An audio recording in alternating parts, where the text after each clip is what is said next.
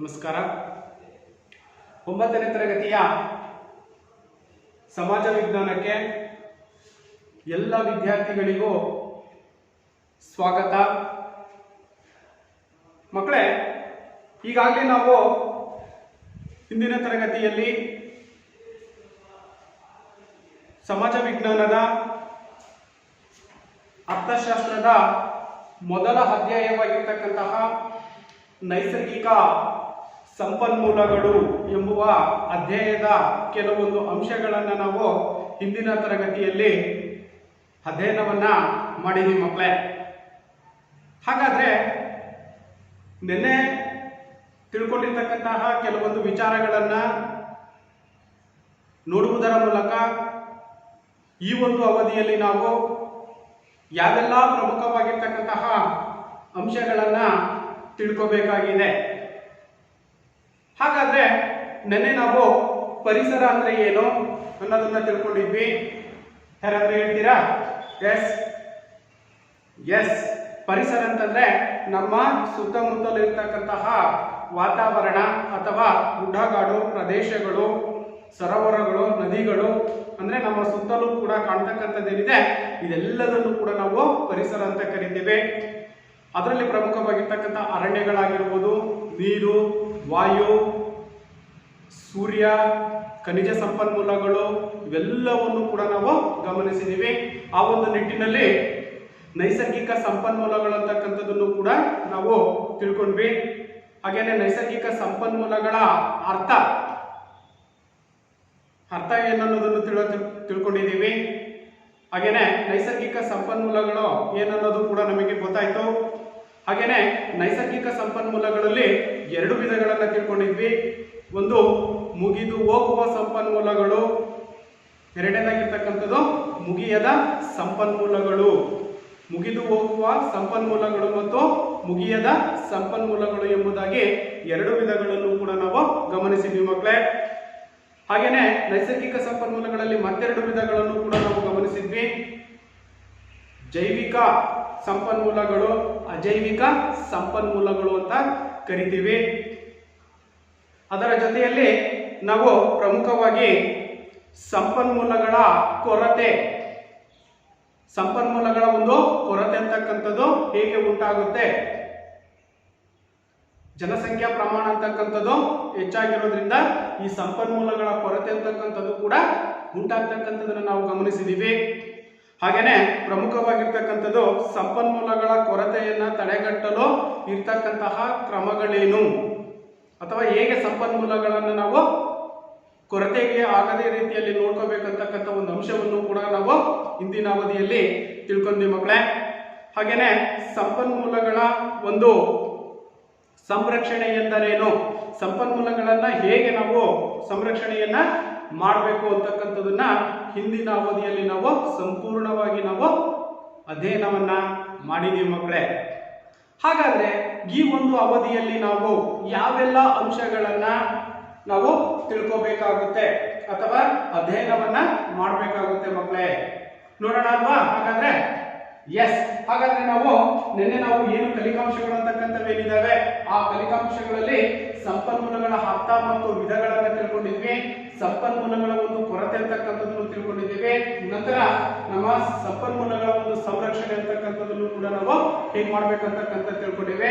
ನಂತರ ನಮ್ಮ ಪರಿಸರದ ಹೆಜ್ಜೆ ಗುರುತು ಕಡಿಮೆ ಮಾಡುವ ಮಾರ್ಗೋಪಾಯಗಳು ಅಂತಕ್ಕಂಥದ್ದನ್ನ ನಾವು ಇವತ್ತು ಸಂಪೂರ್ಣವಾಗಿ ತಿಳ್ಕೊಳ್ಳೋಣ ಮಕ್ಕಳೇ.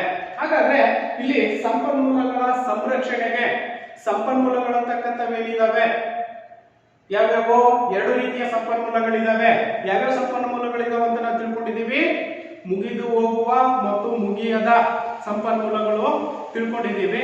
ಆ ಸಂಪನ್ಮೂಲಗಳನ್ನ ಹೇಗೆ ನಾವು ಸಂರಕ್ಷಣೆಯನ್ನ ಮಾಡಬೇಕು, ಉಳಿಕೆಯನ್ನ ಮಾಡಬೇಕು, ಉಳಿಸ್ತಕ್ಕಂಥ ಜವಾಬ್ದಾರಿ ನಮ್ಮೆಲ್ಲರಿಗೂ ಕೂಡ ಇದೆ.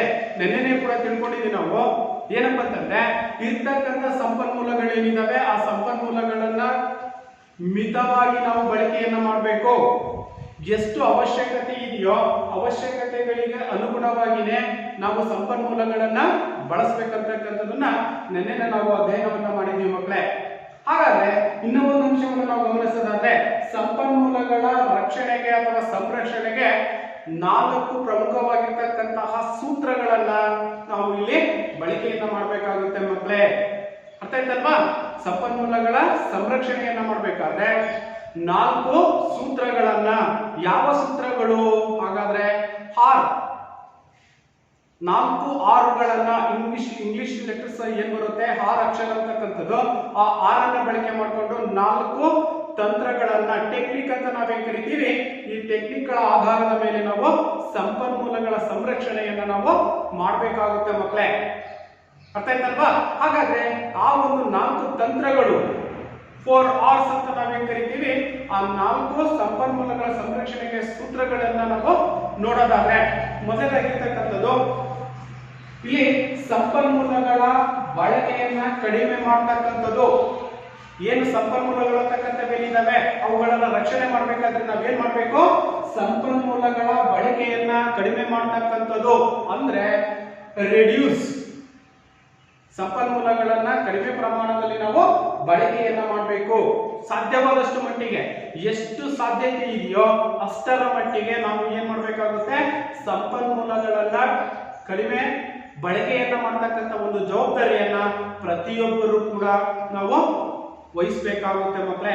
ಅವಾಗ ಏನಾಗುತ್ತೆ? ಸಂಪನ್ಮೂಲಗಳ ಕೊರತೆ ಅಂತಕ್ಕಂಥದ್ದು ಮತ್ತು ಸಂಪನ್ಮೂಲಗಳ ಸಂರಕ್ಷಣೆಯನ್ನು ನಾವು ಮಾಡಲಿಕ್ಕೆ ಸಾಧ್ಯತೆ ಇದೆ. ಅದನ್ನೇ ನಾವು ಏನು ಸಂಪನ್ಮೂಲಗಳ ಸಂರಕ್ಷಣೆಯಲ್ಲಿ 4 R's ತಂತ್ರಗಳು ಅಂತ ನಾವೇನ್ ಕರಿತೀವಿ, ಅದರಲ್ಲಿ ಮೊದಲನೇದಾಗಿರ್ತಕ್ಕಂಥದ್ದೇ ರಿಡ್ಯೂಸ್. ಸಂಪನ್ಮೂಲಗಳ ಒಂದು ಬಳಕೆಯನ್ನ ನಾವೇನ್ ಮಾಡ್ಬೇಕಾಗುತ್ತೆ? ಕಡಿಮೆ ಮಾಡಬೇಕಾಗುತ್ತೆ. ಅದನ್ನೇ ನಾವಿಲ್ಲಿ ಸಂಪನ್ಮೂಲಗಳನ್ನ ಸಾಧ್ಯವಾದಷ್ಟು ಕಡಿಮೆ ಮಾಡುವುದು ಅಲ್ಲದೆ ಅವುಗಳ ವೇಸ್ಟ್ ಮಾಡ್ತಕ್ಕಂಥದ್ದೇನಿದೆ ಆ ವೇಸ್ಟ್ ಮಾಡ್ತಕ್ಕಂಥದನ್ನ ನಾವು ಸಾಧ್ಯವಾದಷ್ಟು ಮಟ್ಟಿಗೆ ಏನ್ ಮಾಡ್ಬೇಕಾಗುತ್ತೆ? ಇಲ್ಲಿ ನಿರ್ವಹಿಸಬೇಕಾಗುತ್ತೆ. ಅಂದ್ರೆ ಅವಶ್ಯಕತೆಗಳಿಗೆ ಅನುಗುಣವಾಗಿ ನಮಗೆ ಎಷ್ಟು ಅವಶ್ಯಕತೆ ಇದೆಯೋ ಅಷ್ಟು ಸಂಪನ್ಮೂಲಗಳನ್ನ, ಅಷ್ಟು ವಸ್ತುಗಳನ್ನ ನಾವು ಬಳಕೆಯನ್ನ ಮಾಡಬೇಕು. ಅತಿ ಹೆಚ್ಚಿನ ಬಳಕೆಯನ್ನ ನಾವು ಮಾಡಿದ್ದೆ ಆದ್ರೆ ಏನಾಗುತ್ತೆ? ವೇಸ್ಟ್ ಆಗ್ತಕ್ಕಂಥದ್ದನ್ನು ಕೂಡ ನಾವು ಗಮನಿಸಬಹುದಾಗಿದೆ. ಅದಕ್ಕೆ ಒಂದು ಎಕ್ಸಾಂಪಲ್ ಇದೆ. ಪ್ರತಿ ಸಾರಿ ಮೋಟಾರ್ ಬೈಕ್ ಅನ್ನ ನಾವು ತಗೊಂಡು ಹೋಗ್ತಕ್ಕಂಥದ್ದು ನೋಡಿ. ಪ್ರತಿ ಸಾರಿ ಮೋಟಾರ್ ಬೈಕ್ ಬದಲಾಗಿ ಸೈಕಲ್ ಬಳಕೆಯನ್ನ ಮಾಡ್ತಕ್ಕಂಥದ್ದು. ಪುನರ್ಬಳಕೆಯಲ್ಲಿ ನಾವು ಮಾಡೋದಾದ್ರೆ ನೋಡಿ, ಸಂಪನ್ಮೂಲಗಳ ಬಳಕೆಯನ್ನ ಕಡಿಮೆ ಮಾಡ್ಬೇಕನ್ನೋದಾದ್ರೆ ನಾವೇನ್ ಮಾಡ್ಬೇಕು? ಪ್ರತಿ ಸಾರಿ ಮೋಟಾರ್ ಬೈಕ್ ತಗೊಂಡು ಹೋಗ್ತೀವಲ್ವಾ, ಎಲ್ಲಿಗಾದ್ರೂ ಕೆಲಸ ಇದ್ದಂತ ಸಂದರ್ಭದಲ್ಲಿ ಅವಾಗ ಏನ್ ಮಾಡ್ಬೇಕು? ಮೋಟಾರ್ ಬೈಕ್ ಅನ್ನ ಬಿಟ್ಟಂತ ಸಂದರ್ಭದಲ್ಲಿ ನಾವು ಯಾವ್ದನ್ನ ಬಳಕೆಯನ್ನ ಮಾಡ್ಕೋಬೇಕು? ಸೈಕಲ್ ಅನ್ನ ಬಳಕೆ ಮಾಡ್ಕೋಬೇಕು. ಸೈಕಲ್ ಅಲ್ಲಿ ಬಳಕೆಯನ್ನ ಮಾಡಿದ್ರೆ ಆರೋಗ್ಯನೂ ಕೂಡ ವ್ಯಾಯಾಮ ಆದಂಗಾಗುತ್ತೆ, ಆರೋಗ್ಯನೂ ಕೂಡ ಉತ್ತಮವಾಗಿರ್ತಕ್ಕಂಥದ್ದು ನಾವು ಕಾಣ್ತಾ ಇದ್ದೀವಿ. ಅವಾಗ ಏನಾಗುತ್ತೆ? ಅಲ್ಲಿ ಪೆಟ್ರೋಲಿಯಂ ಅಂತಕ್ಕಂಥದ್ದೇನಿದೆ ಆ ಪೆಟ್ರೋಲಿಯಂ ಉಳಿತಾಯ ಆಗಲಿಕ್ಕೆ ಸಾಧ್ಯವಾಗುತ್ತೆ. ಅದರಿಂದ ಬರ್ತಕ್ಕಂಥ ಇಂಗಾಲದ ಡೈಆಕ್ಸೈಡ್ ಏನಿದೆ ಆ ಇಂಗಾಲದ ಡೈಆಕ್ಸೈಡ್ ಇಂದನೂ ಕೂಡ ವಾತಾವರಣ ಅಂತಕ್ಕಂಥದ್ದು ಹದಗೆಡ್ತಕ್ಕಂಥದ್ದು ನಾವು ಕಾಣ್ತಾ ಇದ್ದೀವಿ. ಅವಾಗ ಏನಾಗುತ್ತೆ? ಆಮ್ಲಜನಕದ ಕೊರತೆ ಅಂತಕ್ಕಂಥದ್ದು ಕೂಡ ನಮಗೆ ಉಂಟಾಗುತ್ತೆ ಅಲ್ವಾ? ಹಾಗಾಗಿ ನಾವು ಮೋಟಾರ್ ಸೈಕಲ್ ಅಂತಕ್ಕಂಥದ್ದನ್ನ ಬಳಕೆ ಮಾಡೋದನ್ನ ಬಿಟ್ಟು ಇಲ್ಲಿ ಬರೀ ಸೈಕಲ್ ಅಲ್ಲಿ ಹೋಗ್ತಕ್ಕಂಥದ್ದು ಅಥವಾ ನಡೆದುಕೊಂಡು ಹೋಗ್ತಕ್ಕಂಥ ಒಂದು ಅಂಶವನ್ನು ಕೂಡ ನಾವಿಲ್ಲಿ ಕಾಣಬಹುದಾಗಿದೆ. ಅರ್ಥ ಆಯ್ತಾ ಮಕ್ಕಳೇ? ಇದು ಒಂದನೇದಾಗಿರ್ತಕ್ಕಂಥದ್ದು. ಇನ್ನ ಎರಡನೇದಾಗಿರ್ತಕ್ಕಂಥದ್ದು ಸಂಪನ್ಮೂಲಗಳ ಮರುಬಳಕೆಯನ್ನ ಮಾಡ್ತಕ್ಕಂಥದ್ದು. ಅದನ್ನೇ ನಾವು ರೀಯೂಸ್.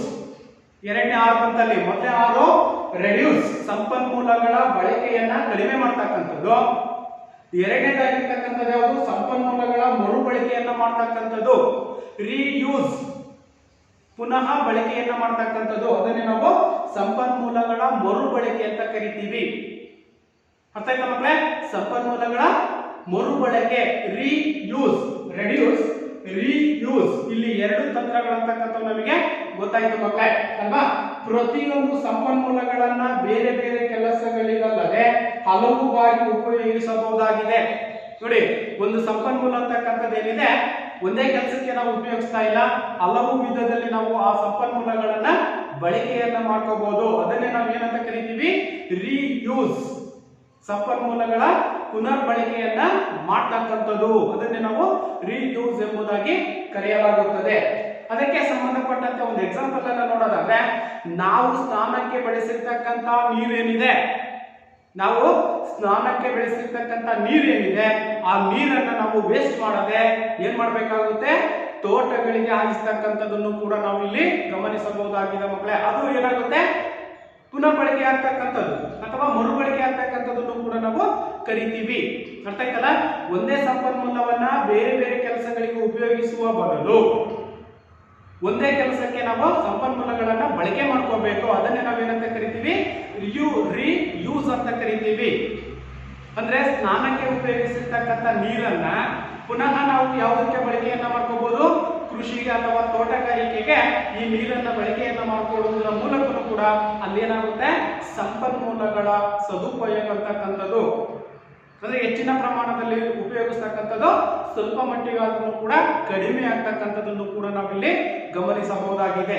ಇದು ಎರಡನೇದಾಗಿರ್ತಕ್ಕಂಥದ್ದು ರಿಯೂಸ್ ಅಂತಕ್ಕಂಥದ್ದು, ಸಂಪನ್ಮೂಲಗಳ ಮರುಬಳಕೆಯನ್ನ ಮಾಡ್ತಕ್ಕಂಥದ್ದು. ಹಾಗೆ ಇನ್ನು ಮೂರನೇದಾಗಿರ್ತಕ್ಕಂಥದ್ದು ಸಂಪನ್ಮೂಲಗಳನ್ನ ಪುನರ್ಭರ್ತಿ ಮಾಡ್ತಕ್ಕಂಥದ್ದು. ಮೂರನೇ ಆರ್ ಅಂತ ನಾವೇ ಕರಿತೀವಿ. ತಂತ್ರ ಆರ್, ಸಂಪನ್ಮೂಲಗಳನ್ನ ಪುನರ್ಭರ್ತಿ ಮಾಡ್ತಕ್ಕಂಥದ್ದು ಅಂದ್ರೆ ರೀಚಾರ್ಜ್. ಈಗ ನಾವು ಒಂದು ಎಕ್ಸಾಂಪಲ್ ತಗೊಳ್ಳೋದಾದ್ರೆ ಮೊಬೈಲ್ ಇರುತ್ತಲ್ವಾ, ಆ ಮೊಬೈಲ್ ಅನ್ನ ನಾವು ಬ್ಯಾಟ್ರಿ ಖಾಲಿ ಆದಂತ ಸಂದರ್ಭಗಳಲ್ಲಿ ಏನ್ ಮಾಡ್ತೀವಿ, ನಾವು ಪುನಃ ಬಳಕೆಯನ್ನ ಮಾಡ್ತೀವಿ. ಹೇಗೆ, ಮತ್ತೆ ಕರೆಂಟ್ ಇದ್ದಂತ ಸಂದರ್ಭದಲ್ಲಿ ನಾವು ವಿದ್ಯುತ್ ಹರಿಸಿದಂತ ಸಂದರ್ಭದಲ್ಲಿ ಅಲ್ಲಿ ಮತ್ತೇನಾಗುತ್ತೆ, ಆ ಒಂದು ಬ್ಯಾಟ್ರಿ ಫುಲ್ ಆಗತಕ್ಕಂಥದ್ದನ್ನು ಕೂಡ ನಾವು ಕಾಣ್ತಾ ಇದ್ದೀವಿ. ಅದನ್ನೇ ನಾವೇನಂತ ಕರಿತೀವಿ, ರೀಚಾರ್ಜ್. ಅಂದ್ರೆ ಸಂಪನ್ಮೂಲಗಳನ್ನ ಪುನರ್ಭರ್ತಿ ಮಾಡ್ತಕ್ಕಂಥದ್ದು. ಅಲ್ಲಿ ಏನು ಕಡಿಮೆ ಆಗಿರ್ತಕ್ಕಂಥ ಸಂಪನ್ಮೂಲಗಳೇನಿದಾವೆ ಅವುಗಳಿಗೆ ನಾವು ಪುನರ್ಭರ್ತಿಯನ್ನ ಮಾಡುವುದರ ಮೂಲಕ ಮತ್ತೆ ಸಂಪನ್ಮೂಲಗಳ ಸಂರಕ್ಷಣೆಯ ಜವಾಬ್ದಾರಿ ಅಂತಕ್ಕಂಥದ್ದನ್ನು ಕೂಡ ನಾವು ನಿರ್ವಹಿಸಲಿಕ್ಕೆ ಸಾಧ್ಯತೆ ಇದೆ ಮಕ್ಕಳೇ. ಅದನ್ನೇ ನಾವು ಸಂಪನ್ಮೂಲಗಳ ಪುನರ್ಭರ್ತಿಯನ್ನ ಮಾಡ್ತಕ್ಕಂಥದ್ದು. ಅದನ್ನೇ ನಾವು ಏನಂತ ಕರಿತೀವಿ, ರೀಚಾರ್ಜ್. ಏನಂತ, ರೀಚಾರ್ಜ್ ಎಂಬುದಾಗಿ ಕರೆಯಲಾಗುತ್ತೆ. ಅರ್ಥ ಆಯ್ತಲ್ವಾ? ಎಸ್. ಹಾಗಾದ್ರೆ ಇಲ್ಲಿ ಪ್ರಮುಖವಾಗಿ ಯಾವ್ಯಾವುಗಳನ್ನ ನಾವು ರೀಚಾರ್ಜ್ ಅನ್ನ ಮಾಡಬಹುದು ಅಂದ್ರೆ ಪುನರ್ಭರ್ತಿಯನ್ನ ಮಾಡಬಹುದು ಅನ್ನೋದಾದ್ರೆ, ಅಂತರ್ಜಲ ಮರುಪುರಾಣಗೊಳಿಸುವ ಎಲ್ಲಾ ಕಾರ್ಯಗಳು. ಈಗ ಅಂತರ್ಜಲ ಅಂತಂದ್ರೆ ಭೂಮಿಯ ಅಂತರಾಳದಲ್ಲಿರ್ತಕ್ಕಂಥ ನೀರು ಅಂತಕ್ಕಂಥದ್ದೇನಿದೆ, ನಾವು ಬೋರ್ವೆಲ್ ಇಂದ ತೆಗಿತೀವಿ ಗೊತ್ತಪ್ಪ ನಮಗೆ, ಮೋಟರ್ಗಳಲ್ಲಿ ಆ ನೀರು ಅಂತಕ್ಕಂಥದ್ದೇನಿದೆ ಏನಾಗಬೇಕು, ರೀಚಾರ್ಜ್ ಮಾಡ್ಬೇಕನ್ನೋದಂದ್ರೆ ಏನಾಗಬೇಕು, ಮಳೆ ಬಂದಂತ ಸಂದರ್ಭದಲ್ಲಿ ಅಥವಾ ಗುಂಡಿಗಳಿದ್ದಂತ ಸಂದರ್ಭದಲ್ಲಿ ಅದು ರೀಚಾರ್ಜ್ ಆಗುತ್ತೆ ಆಟೋಮೆಟಿಕಲ್ಲಿ. ಆದ್ರೆ ಅವುಗಳನ್ನ ನಾವೇನ್ ಮಾಡ್ಬೇಕಾಗುತ್ತೆ, ಒಂದು ದೊಡ್ಡದಾಗಿರ್ತಕ್ಕಂಥ ಗುಂಡಿಯನ್ನ ತೆಗೆದ್ಬಿಟ್ಟು ಬರ್ತಕ್ಕಂಥ ಮಳೆ ಏನಿದೆ, ಮಳೆ ನೀರನ್ನ ಸಂಗ್ರಹ ಮಾಡಿದಂತ ಸಂದರ್ಭದಲ್ಲಿ ಅಲ್ಲಿರ್ತಕ್ಕಂಥ ಬೋರ್ವೆಲ್ ಏನಾಗುತ್ತೆ, ಮತ್ತೆ ರೀಚಾರ್ಜ್ ಆಗುತ್ತೆ. ಅದನ್ನೇ ನಾವು ಅಂತರ್ಜಲ ಮರುಪೂರಣಗೊಳಿಸ್ತಕ್ಕಂಥದ್ದು. ಮತ್ತೆ ಅದರಿಂದ ನೀರನ್ನ ಹೆಚ್ಚಿನ ಪ್ರಮಾಣದಲ್ಲಿ ನಾವು ಪಡೆಯಲಿಕ್ಕೆ ಸಾಧ್ಯ ಆಗುತ್ತೆ ಮಕ್ಕಳೇ. ಇದು ಒಂದು ಪ್ರಮುಖವಾಗಿರ್ತಕ್ಕಂಥ ಅಂಶ. ಹಾಗೇನೆ ಹೆಚ್ಚಿನ ಪ್ರಮಾಣದಲ್ಲಿ ಮರ ಗಿಡಗಳನ್ನ ಬೆಳೆಸ್ತಕ್ಕಂಥದ್ದು. ಅರ್ಥ ಆಯ್ತಲ್ಲ? ಅವಶ್ಯಕತೆ ಐತೆ ಅಂತ ಹೇಳ್ಬಿಟ್ಟು ನಾವೇನಾದ್ರೂ ಒಂದು ಮರವನ್ನ ಕಡ್ದಿದೀವಿ ಅಂದ್ರೆ ಆ ಮರವನ್ನ ಕಡ್ದಂತ ಸಂದರ್ಭದಲ್ಲಿ ಅಲ್ಲಿ ಮತ್ತೆ ಪುನಃ ಇನ್ನೊಂದು ಸಸ್ಯವನ್ನ ನೆಡ್ತಕ್ಕಂಥ ಒಂದು ಜವಾಬ್ದಾರಿಯನ್ನು ಕೂಡ ನಾವು ಗಮನದಲ್ಲಿ ಇಟ್ಕೋಬೇಕಾಗುತ್ತೆ. ಮರಗಿಡಗಳನ್ನು ಬೆಳೆಸ್ತಕ್ಕಂಥದ್ದು. ಹಾಗೇನೆ ಜೀವ ವೈವಿಧ್ಯತೆಯನ್ನ ವಿಸ್ತರಣೆಗೊಳಿಸ್ತಕ್ಕಂಥದ್ದು. ಇವು ಪ್ರಮುಖವಾಗಿರ್ತಕ್ಕಂತಹ ಸಂಪನ್ಮೂಲಗಳ ಪುನರ್ಭರ್ತಿಯನ್ನ ಮಾಡ್ತಕ್ಕಂಥದ್ದು. ಅದನ್ನೇ ನಾವೇನಂತ ಕರಿತೀವಿ, ರೀಚಾರ್ಜ್. ಅಂದ್ರೆ ಅಂತರ್ಜಲವನ್ನ ಮರುಪೂರಣ ಮಾಡ್ತಕ್ಕಂಥದ್ದು. ಹಾಗೇನೆ ಎರಡನೇದಾಗಿರ್ತಕ್ಕಂಥದ್ದು ಮರ ಗಿಡಗಳನ್ನ ಹೆಚ್ಚಿನ ಪ್ರಮಾಣದಲ್ಲಿ ಬೆಳೆಸ್ತಕ್ಕಂಥದ್ದು. ಹಾಗೇನೆ ಜೀವ ವೈವಿಧ್ಯತೆಯ ವಿಸ್ತರಣೆ ಅಂತಕ್ಕಂಥದ್ದನ್ನು ಕೂಡ ಮಾಡುವುದರಿಂದ ಸಂಪನ್ಮೂಲಗಳ ಒಂದು ಸಂರಕ್ಷಣೆ ಅಂತಕ್ಕಂಥ ಒಂದು ಜವಾಬ್ದಾರಿ ನಮ್ಮನ್ನು ನಾವು ಕಾಪಾಡ್ಕೊಳ್ತಕ್ಕಂಥ ಒಂದು ಅಂಶವನ್ನ ನಾವಿಲ್ಲಿ ಗಮನಿಸಬಹುದಾಗಿದೆ ಮಕ್ಕಳೇ. ಅರ್ಥ ಆಯ್ತಲ್ವಾ? ಇದು ಮೂರನೇ ಆರ್.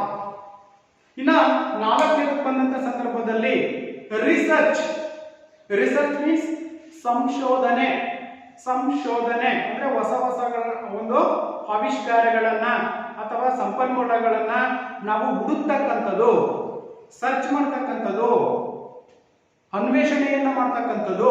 ಇದನ್ನ ನಾವೇನಂತ ಕರಿತೀವಿ, ರಿಸರ್ಚ್. ಸಂಶೋಧನೆಯನ್ನ ಮಾಡ್ತಕ್ಕಂಥದ್ದು. ಬರಿದಾಗುವ ಸಂಪನ್ಮೂಲಗಳು ಅಂತಕ್ಕಂಥವೇನಿದಾವೆ ನಾವೀಗ ಆಲ್ರೆಡಿ ತಿಳ್ಕೊಂಡಿದೀವಿ ಅಲ್ವಾ? ಏನು, ಸಂಪನ್ಮೂಲಗಳಲ್ಲಿ ಎರಡು ವಿಧಗಳಿದಾವೆ. ಯಾವ್ಯಾವು? ಮುಗಿದು ಹೋಗುವ ಸಂಪನ್ಮೂಲಗಳು ಮತ್ತು ಮುಗಿಯದ ಸಂಪನ್ಮೂಲಗಳು. ಮುಗಿದು ಹೋಗುವ ಸಂಪನ್ಮೂಲಗಳು ಕಲ್ಲಿದ್ದಲು, ಪೆಟ್ರೋಲು ಇವೇನಿದಾವೆ ಇವೆಲ್ಲವೂ ಕೂಡ ಮುಗಿದು ಹೋಗುವ ಸಂಪನ್ಮೂಲಗಳು. ಮುಗಿಯದೇ ಇರುವ ಸಂಪನ್ಮೂಲಗಳು ಅಥವಾ ಮುಗಿಯದೆ ಹೋಗದೇ ಇರತಕ್ಕಂತಹ ಸಂಪನ್ಮೂಲಗಳು ಅಂದ್ರೆ ಪವನ ಶಕ್ತಿ, ನೀರು, ಅಲ್ವಾ?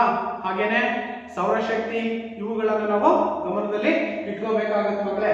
ಬರಿದಾಗುವ ಸಂಪನ್ಮೂಲಗಳಿಗೆ ಪರ್ಯಾಯವಾಗಿ ಬಳಕೆ ಮಾಡಬಹುದಾಗಿರ್ತಕ್ಕಂತಹ ನವೀಕರಣಗೊಳಿಸಬಹುದಾದ ವಸ್ತುಗಳ ಒಂದು ಸಂಶೋಧನೆ ಅಂತಕ್ಕಂಥದ್ದು ನಿರಂತರವಾಗಿರಬೇಕು.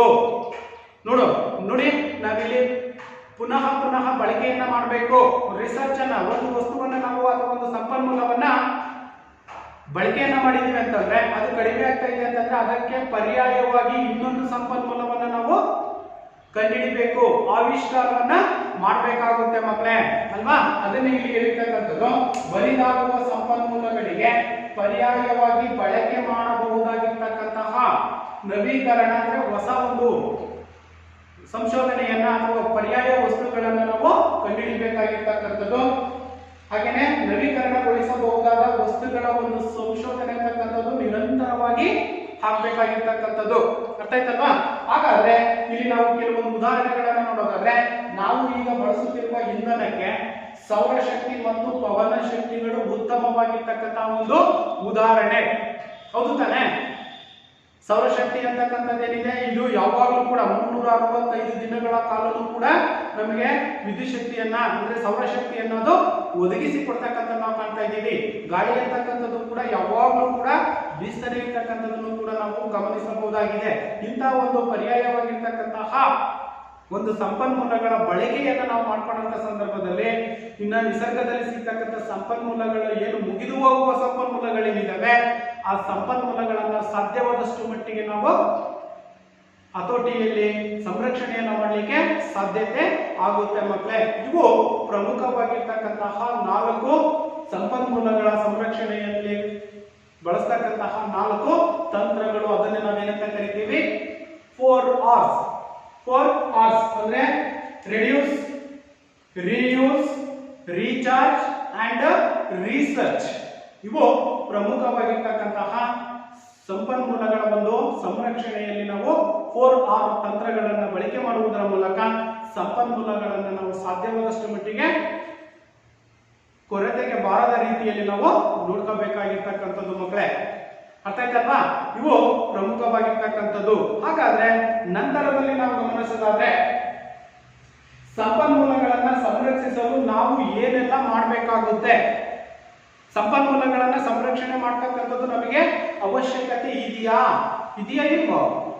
ಎಸ್ ಇದೆ.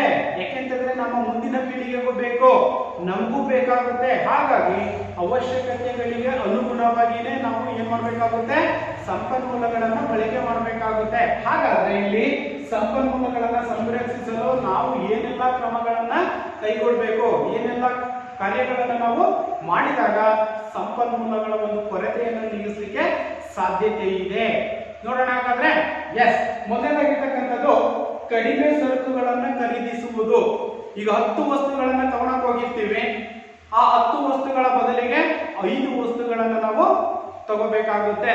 ಅದನ್ನ ಇಲ್ಲಿ ಕಡಿಮೆ ಸರಕುಗಳನ್ನ ಪಡಿತಕ್ಕಂಥದ್ದು ಅಥವಾ ಕಡಿಮೆ ಸರಕುಗಳನ್ನ ಖರೀದಿಸ್ತಕ್ಕಂಥದ್ದು. 10 ವಸ್ತುಗಳನ್ನು ಇದಾವೆ, ಅವುಗಳ ಬದಲೇ 5 ನಮಗೆ ಎಷ್ಟು ಅವಶ್ಯಕತೆ ಇದೆಯೋ ಅಷ್ಟು ವಸ್ತುಗಳನ್ನ ನಾವು ಬಳಕೆಯನ್ನ ಮಾಡ್ತಕ್ಕಂಥದ್ದು ಅಥವಾ ಖರೀದಿಸ್ತಕ್ಕಂಥ ಒಂದು ಜವಾಬ್ದಾರಿ ಕೂಡ ನಮ್ಮ ಮೇಲೆ ಇರ್ತಕ್ಕಂಥದ್ದು ಮಕ್ಕಳೇ. ಹಾಗಾದ್ರೆ ಎರಡನೇದು ಅನವಶ್ಯಕ ಪ್ಯಾಕಿಂಗ್ ಅನ್ನ ವರ್ಜಿಸಿ. ಅನವಶ್ಯಕವಾಗಿ ಪ್ಯಾಕಿಂಗ್ ಮಾಡಿರ್ತಕ್ಕಂತಹ ವಸ್ತುಗಳನ್ನ ನಾವು ಏನ್ ಮಾಡ್ಬೇಕು, ತ್ಯಜಿಸಬೇಕು.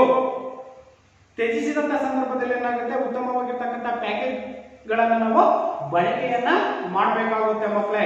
ಹಾಗೇನೆ ಮೂರನೇದಾಗಿರ್ತಕ್ಕಂಥದ್ದು ಮೆಟಲ್ ಡಬ್ಬಿಗಳು ಅಂತ ಬರ್ತವೆ, ಗೊತ್ತಿರ್ಬೇಕು ನಿಮಗೆ ಅಲ್ವಾ? ಆ ಮೆಟಲ್ ಡಬ್ಬಿಗಳು ಅಂತಕ್ಕಂಥವು ಏನಿದಾವೆ ಅವುಗಳನ್ನ ಬಳಕೆ ಮಾಡ್ತಕ್ಕಂಥದ್ದು. ಹಾಗೇನೆ ಹಳೆಯ ಸೆಲ್ ಫೋನ್ಗಳು, ಹಳೆ ಬಿಸಾಕಿರ್ತೀವಿ ನೋಡಿ ನಾವು, ವೇಸ್ಟ್ ಮೊಬೈಲ್ ಅಂತ ಹೇಳ್ಬಿಟ್ಟು ಸೆಲ್ ಫೋನ್, ನಾವೇನು ಫೋನ್ ಅಂತ ಕರಿತೀವೋ ಆ ಮೊಬೈಲ್ ಫೋನ್ ಅನ್ನ ನಾವು ಪುನಃ ಬಳಕೆಯನ್ನ ಮಾಡಬೇಕು, ಅದನ್ನ ರಿಪೇರಿ ಮಾಡಿಸ್ಕೋಬೇಕು. ಇಲ್ಲೇನಾಗುತ್ತೆ, ಡಬ್ಬಿಗಳು ಹಾಳಾಗಿದಾವೆ ಅಂತ ಹೇಳ್ಬಿಟ್ಟು ನಾವು ಬಿಸಾಕ್ತಕ್ಕಂಥದ್ದು, ಮೊಬೈಲ್ ಕೆಟ್ಟೋಗಿದೆ ಅಂತ ಹೇಳ್ಬಿಟ್ಟು ಬಿಸಾಕಿ ಮತ್ತೆ ಹೊಸ ಮೊಬೈಲ್ಗಳನ್ನ ತಗೊಳ್ತಕ್ಕಂಥದ್ದು, ಇದನ್ನ ಮಾಡಬಾರ್ದು. ಹಾಗಾದ್ರೆ ನಾವೇನ್ ಮಾಡ್ಬೇಕು, ಹಾಗೇನೆ ಇಲ್ಲಿ ಹಳೆಯ ಸೆಲ್ ಫೋನ್ಗಳನ್ನ ನಾವು ಪುನರ್ ಬಳಕೆಯನ್ನ ಮಾಡ್ಬೇಕು, ಅದನ್ನೇ ರಿಪೇರಿ ಮಾಡಿಸ್ಕೊಂಡು ಪುನಃ ಬಳಸ್ತಕ್ಕಂಥದ್ದು. ಹಾಗೆ ಪ್ಲಾಸ್ಟಿಕ್ ಬಾಟ್ಲುಗಳನ್ನ ಹೆಚ್ಚಾಗಿ ಬಳಸ್ತಕ್ಕಂಥದ್ದು, ಪ್ಲಾಸ್ಟಿಕ್ ಬಾಟ್ಲುಗಳನ್ನ ಬಳಸ್ತಕ್ಕಂಥದ್ದು. ಯಾಕೆಂತಂದ್ರೆ ಅವು ರೀಯೂಸ್, ಅವುಗಳನ್ನ ಪುನರ್ ಬಳಕೆಯನ್ನು ಕೂಡ ಮಾಡ್ಲಿಕ್ಕೆ ಬರುತ್ತೆ ಆ ಒಂದು ಸಂಪನ್ಮೂಲ ಅಂತಕ್ಕಂಥದ್ದು. ಅರ್ಥ ಆಯ್ತಲ್ವಾ? ಹಾಗಾಗಿ ನಾವಿಂತ ಒಂದು ಸಂಪನ್ಮೂಲಗಳನ್ನು ನಾವು ಪುನರ್ಬಳಕೆಗೆ ತರ್ತಕ್ಕಂಥದ್ದು. ಪ್ಲಾಸ್ಟಿಕ್ ಬಾಟಲಿಗಳನ್ನ ಮರುಬಳಕೆ ಮಾಡ್ತಕ್ಕಂಥದ್ದು ಇದು ಮೂರನೇದಾಗಿರ್ತಕ್ಕಂಥದ್ದು. ಇನ್ನು ನಾಲ್ಕನೇದಾಗಿರ್ತಕ್ಕಂಥದ್ದು ಪುನರ್ ಉತ್ಪಾದಿಸಿದ ಸರಕಿನಿಂದ ಮಾಡಿದ ವಸ್ತುಗಳನ್ನ ಹೆಚ್ಚು ಖರೀದಿಸ್ತಕ್ಕಂಥದ್ದು.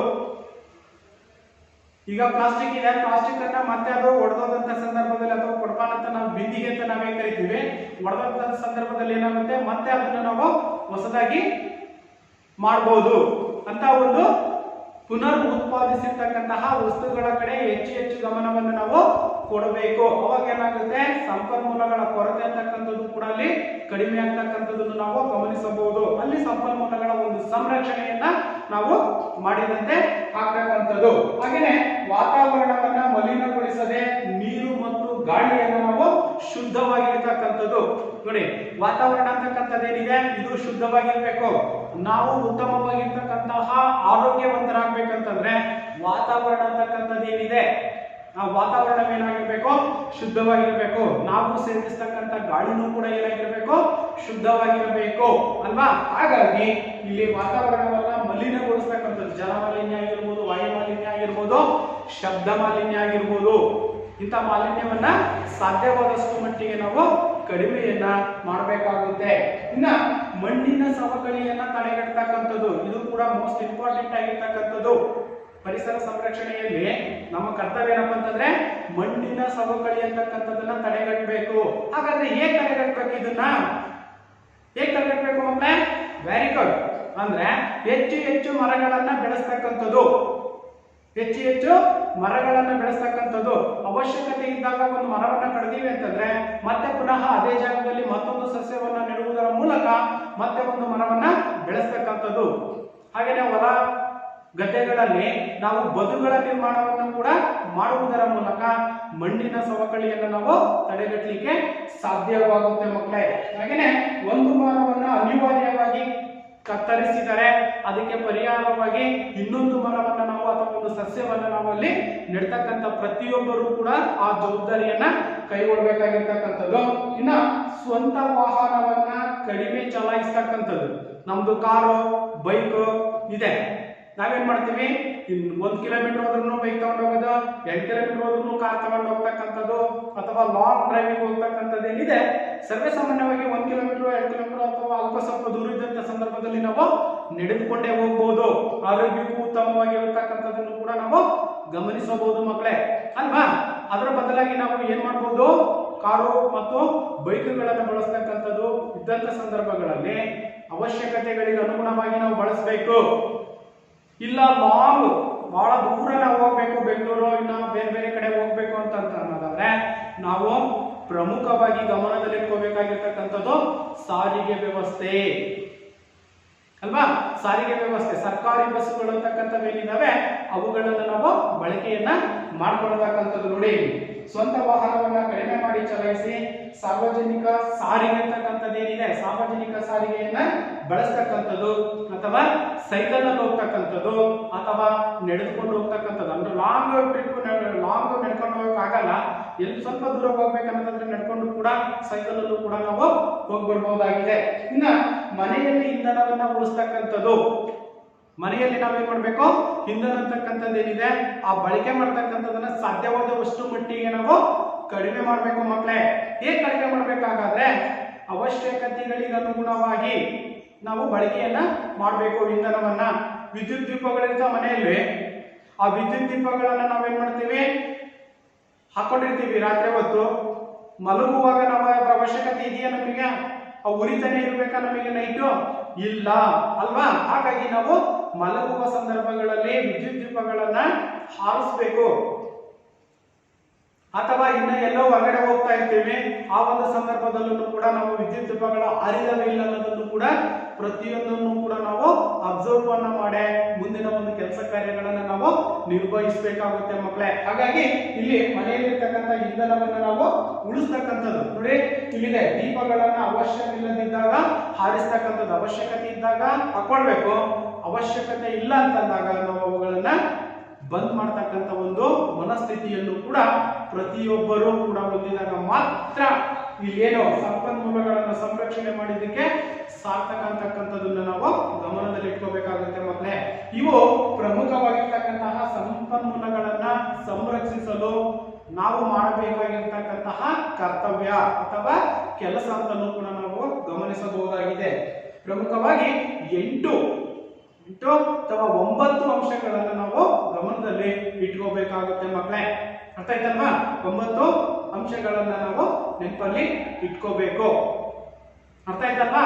ಎಸ್. ಹಾಗಾದ್ರೆ ಮುಂದೆ ನಾವು ನೋಡೋದಾದ್ರೆ ಇಲ್ಲಿ ನಮ್ಮ ಜೀವ ಪರಿಸರದ ಹೆಜ್ಜೆಯ ಗುರುತು, ನಮ್ಮ ಜೀವ ಪರಿಸರದ ಹೆಜ್ಜೆ ಗುರುತು ಅಂತಕ್ಕಂಥದ್ದು, ಆ ಹೆಜ್ಜೆ ಗುರುತಿನ ಆಧಾರದ ಮೇಲೆ ಸಂಪನ್ಮೂಲಗಳನ್ನ ನಾವು ಯಾವ ಮಟ್ಟದಲ್ಲಿ ಬಳಕೆಯನ್ನ ಮಾಡ್ತಾ ಇದ್ದೀವಿ, ಯಾವ ರೀತಿಯಾಗಿ ಸಂಪನ್ಮೂಲಗಳನ್ನ ನಾವು ಸಂರಕ್ಷಣೆಯನ್ನ ಮಾಡಬೇಕು, ಮಾಡ್ತಾ ಇದೀವೋ ಅಥವಾ ಇಲ್ಲವೋ ಅಂತಕ್ಕಂಥದ್ದನ್ನು ಕೂಡ ಈ ಒಂದು ನಮ್ಮ ಪರಿಸರ, ನಮ್ಮ ಜೀವ ಪರಿಸರದ ಹೆಜ್ಜೆ ಗುರುತಿನ ಮೂಲಕ ನಾವು ಗಮನಿಸಬಹುದಾಗಿದೆ ಮಕ್ಕಳೇ. ನೋಡೋಣ. ಎಸ್. ಹಾಗಾದ್ರೆ ಮಾನವ ಜನಾಂಗ ಪೃಥ್ವಿಯ ಪರಿಸರ ಏನಿದೆ, ಮಾನವ ಜನಾಂಗ ಅಂತಂದ್ರೆ ನಾವು ಭೂಮಿಯ ಮೇಲೆ ಇರ್ತಕ್ಕಂತಹ ಮಾನವ ಜನಾಂಗ ಅಂತಕ್ಕಂಥದ್ದು ಏನಿದೆ ಅಂದ್ರೆ ಭೂಮಿಯ ಮೇಲೆ ಕೋಟ್ಯಾನುಕೋಟಿ ಜೀವರಾಶಿಗಳಿದಾವೆ. ಆ ಜೀವರಾಶಿಗಳಲ್ಲಿ ಮಾನವ ಅಂತಕ್ಕಂಥ ಏನಿದ್ದಾನೆ ಬುದ್ಧಿವಂತನಾಗಿರ್ತಕ್ಕಂಥ ಜೀವಿ ಅಲ್ವಾ? ಹಾಗಾಗಿ ಇಲ್ಲಿ ನಾವು ಮಾನವ ಜನಾಂಗ ಪೃಥ್ವಿ ಪರಿಸರದ ಮೇಲೆ ಹಾಕುತ್ತಿರುವ ಒಟ್ಟಾರೆ ಒತ್ತಡದ ಪ್ರಮಾಣ ಅಂತಕ್ಕಂಥದ್ದು ಎಷ್ಟಿದೆ ನೋಡಿ. ಭೂಮಿಯ ಮೇಲೆ ಪರಿಸರದ ಮೇಲೆ ಮಾನವ ಜನಾಂಗ ಅಂತಕ್ಕಂಥದ್ದು ಎಷ್ಟು ಒತ್ತಡವನ್ನ ಹಾಕ್ತಾ ಇದೆ, ಆ ಹಾಕೋದ್ರಿಂದ ಆಗ್ತಕ್ಕಂತಹ ಸಮಸ್ಯೆಗಳೇನು, ಹಾಗಾದ್ರೆ ಆ ಸಮಸ್ಯೆಗಳನ್ನ ನಾವು ಹೇಗೆ ಬಗೆಹರಿಸ್ಕೋಬೇಕು, ಎಷ್ಟರ ಮಟ್ಟಿಗೆ ಒತ್ತಡವನ್ನು ನಾವು ನಿಭಾಯಿಸ್ತಾ ಇದ್ದೀವಿ ಅಂತಕ್ಕಂಥ ಎಲ್ಲ ಅಂಶಗಳನ್ನು ಕೂಡ ನಾವು ಗಮನಿಸಬೇಕಾಗುತ್ತೆ. ನೋಡಿ, ಮಾನವ ಜನಾಂಗ ಪೃಥ್ವಿಯ ಪರಿಸರದ ಮೇಲೆ ಹಾಕುತ್ತಿರುವ ಒಟ್ಟಾರೆ ಒತ್ತಡದ ಪ್ರಮಾಣ ಅಂತಕ್ಕಂಥದ್ದು ಎಷ್ಟಿದೆ, ಹಾಗೇನೆ ಆ ಒಂದು ಪ್ರಮಾಣವನ್ನ ಅದನ್ನ ಅಳೆಯುವ ಯಾವುದಾದರೂ ಸಾಧನ ಅಂತಕ್ಕಂಥದ್ದು ಇದೆಯಾ, ಆ ಏನು ಒತ್ತಡ ಅಂತಕ್ಕಂಥದ್ದಿದೆ ಆ ಒತ್ತಡವನ್ನ ಅಳತೆ ಮಾಡ್ಲಿಕ್ಕೆ ಯಾವುದಾದ್ರೂ ಸಾಧನ ಅಂತಕ್ಕಂಥದ್ದು ಇದೆಯಾ, ಮಾನವ ಜನಾಂಗದಿಂದ ಈ ಒಂದು ಪರಿಸರಕ್ಕೆ ಅಥವಾ ಭೂಮಿಯ ಮೇಲೆ ಇರ್ತಕ್ಕಂಥ ಸಂಪನ್ಮೂಲಗಳು ಅಂತಕ್ಕಂಥವೇನಿದಾವೆ ಎಷ್ಟರ ಮಟ್ಟಿಗೆ ಅದು ಸದುಪಯೋಗ ಅಂತಕ್ಕಂಥದ್ದು ಆಗ್ತಾ ಇದೆ, ಮನುಷ್ಯ ಅಂತಕ್ಕಂಥನು ಯಾವ ರೀತಿಯಾಗಿ ಆ ಎಲ್ಲಾ ಸಂಪನ್ಮೂಲಗಳನ್ನ ಯಾವ ರೀತಿಯಲ್ಲಿ ಬಳಕೆಯನ್ನ ಮಾಡ್ತಾ ಇದ್ದಾನೆ ಅನ್ನೋದನ್ನು ಕೂಡ ನಾವಿಲ್ಲಿ ಗಮನಿಸಬಹುದಾಗಿದೆ. ಅದನ್ನ ಅಳೆಯುವ ಯಾವುದಾದರೂ ಸಾಧನ ಅಥವಾ ಮಾಪನ ಅಂತ ಕರಿತೀವಿ, ಇದೆಯಾ? ಹಾಗಾದ್ರೆ ನೋಡೋಣ ಏನಿದೆ ಈ ಒಂದು ನಮ್ಮ ಜೀವ ಪರಿಸರದ ಹೆಜ್ಜೆ ಗುರುತನ್ನ ಅಳತೆಯನ್ನ ಮಾಡಲಿಕ್ಕೆ ಏನೆಲ್ಲ ಅಂಶಗಳನ್ನ ನಾವು ಗಮನಿಸಬಹುದಾಗಿದೆ. ಓಕೆ. ಎಸ್. ಹಾಗಾದ್ರೆ WWF ಅಂತಂದ್ರೆ ವರ್ಲ್ಡ್ ವೈಲ್ಡ್ ಲೈಫ್ ಫಂಡ್ ಅಂತಕ್ಕಂಥ ಒಂದು ಸಂಸ್ಥೆ ಅಂತಕ್ಕಂಥದ್ದಿದೆ. ಅದನ್ನೇ ನಾವೇನಂತ ಕರಿತೀವಿ WWF world wild life fund. ಈ ಒಂದು ಸಂಸ್ಥೆ ಅಂತಕ್ಕಂಥದ್ದು ಜೀವ ಪರಿಸರದ ಹೆಜ್ಜೆ ಗುರುತು ಎಂಬ ಸಾಧನವನ್ನ ಸಿದ್ಧಪಡಿಸಿದೆ. ಅರ್ಥ ಆಯ್ತಲ್ವಾ? ನೋಡಿ, ಜೀವ ಪರಿಸರದ ಹೆಜ್ಜೆಯ ಗುರುತು ಎಂಬ ಒಂದು ಸಾಧನವನ್ನ WWF ಅಂತಕ್ಕಂಥ ಒಂದು ಸಂಸ್ಥೆ ಅಂತಕ್ಕಂಥದ್ದು ಸಿದ್ಧಪಡಿಸಿದೆ. ಅದರ ಮೂಲಕ ಒಂದು ರಾಷ್ಟ್ರ ಅಥವಾ ಯಾವುದೇ ರಾಷ್ಟ್ರದ ಒಬ್ಬ ವ್ಯಕ್ತಿ ಅಂತಕ್ಕಂಥವನು ಏನಿದ್ದಾನೆ, ಯಾವುದರ ಪ್ರಕಾರ WWF ಅಂತಕ್ಕಂಥದ್ದೇನಿದೆ ಇದರ ಪ್ರಕಾರ ಒಂದು ರಾಷ್ಟ್ರ ಅಥವಾ ಯಾವುದೇ ರಾಷ್ಟ್ರದ ಒಬ್ಬ ವ್ಯಕ್ತಿಯ ಸಂಪನ್ಮೂಲಗಳ ಬಳಕೆ ಮತ್ತು ತ್ಯಾಜ್ಯ ಉತ್ಪನ್ನದ ಪ್ರಮಾಣಗಳ ಮೂಲಕ ಪರಿಸರದ ಮೇಲೆ ಬೀಳುವ ಒತ್ತಡವನ್ನ ಇದು ಅಳತೆಯನ್ನ ಮಾಡುತ್ತೆ. ನೋಡಿ, ಒಂದು ರಾಷ್ಟ್ರ ಆಗಿರ್ಬೋದು ಅಥವಾ ಒಬ್ಬ ವ್ಯಕ್ತಿಯಾಗಿರ್ಬೋದು, ಯಾವ ರೀತಿಯಾಗಿ ಸಂಪನ್ಮೂಲಗಳನ್ನ ಅವನು ಬಳಕೆಯನ್ನ ಮಾಡ್ತಾ ಇದ್ದಾನೆ, ಮತ್ತೆ ತ್ಯಾಜ್ಯ ಮೀನ್ಸ್ ವೇಸ್ಟ್ ಅಂತ ನಾವೇನ್ ಕರಿತೀವಿ, ಆ ವೇಸ್ಟ್ ಅನ್ನ ಯಾವ ಪ್ರಮಾಣದಲ್ಲಿ ಉತ್ಪಾದನೆಯನ್ನ ಮಾಡ್ತಾ ಇದ್ದಾನೆ ಅಂತಕ್ಕಂಥದ್ದನ್ನು ಕೂಡ WWF ಅಂತಕ್ಕಂಥದ್ದೇನಿದೆ ಅಂದ್ರೆ ವರ್ಲ್ಡ್ ವೈಲ್ಡ್ ಲೈಫ್ ಫಂಡ್ ಅಂತಕ್ಕಂಥ ಒಂದು ಸಂಸ್ಥೆ ಒಂದು ರಾಷ್ಟ್ರದ ಒಬ್ಬ ವ್ಯಕ್ತಿಯ ಸಂಪನ್ಮೂಲಗಳ ಸದ್ಬಳಕೆ, ಸಂಪನ್ಮೂಲಗಳ ಒಂದು ಬಳಕೆ ಮತ್ತು ಅವನು ಉತ್ಪಾದಿಸಿರ್ತಕ್ಕಂತಹ ತ್ಯಾಜ್ಯ ವಸ್ತುಗಳಂತಕ್ಕಂಥವೇನಿದಾವೆ ನೋಡಿ ಇಲ್ಲಿ, ತ್ಯಾಜ್ಯದ ಉತ್ಪನ್ನದ ಪ್ರಮಾಣಗಳ ಮೂಲಕ ಪರಿಸರದ ಒಂದು ಹೆಜ್ಜೆ ಗುರುತನ್ನ ಈ ಒಂದು ಸಂಸ್ಥೆ ಅಂತಕ್ಕಂಥದ್ದು, ಯಾವ ಸಂಸ್ಥೆ, WWF ಅಂತಕ್ಕಂಥ ಒಂದು ಸಂಸ್ಥೆ ಸಾಧನದ ಮೂಲಕ ಅಳತೆಯನ್ನು ಕೂಡ ಮಾಡಿರ್ತಕ್ಕಂಥದ್ದನ್ನ ನಾವು ಗಮನಿಸಬಹುದಾಗಿದೆ.